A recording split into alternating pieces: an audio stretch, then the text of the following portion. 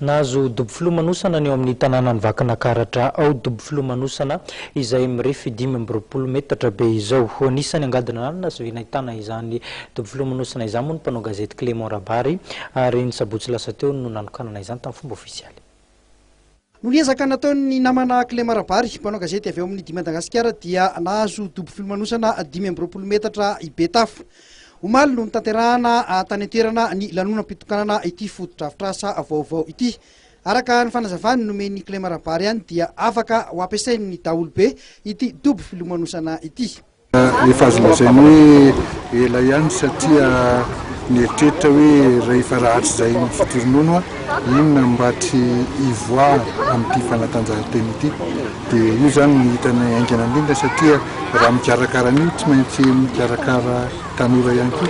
Raha izay ary ny etaeta faharoa anisan'ny nanosika anay nanao an'ity pisiny ity dia mbo hoe mamerina zavatra ampisokatra an'ity Betafo ity zany izay no mba tanjona satria ohatra ny katokatona ihany ny tanàna anisanay raha misy an'ity zany mba mety ho fatok'olona ihany satria isy eto ny championnat ny Vakinakaratra Petit Bassin, isy eto ny mety championnat de Madagasikara ny triathlon fa samy efa mifampiraharaha amin'ireo fédération rototareo ny tenanay fa ny tena mahafaly ary azo lazaina hoe isan'ilay ery anay dia ny vehivavy sangany amilomano amin'izao taona izao zany hoe domona ambaratiny zany dia avy eto Betafo ary ny fanarahanay mianaka teo dia tsy mandoa vola hidomona efa manao fanazarantena ato amin'ity dobo filomanosana ity toy ireo teraka Vakinakaratra sy Betafo izay mahazo titre eo amin'ny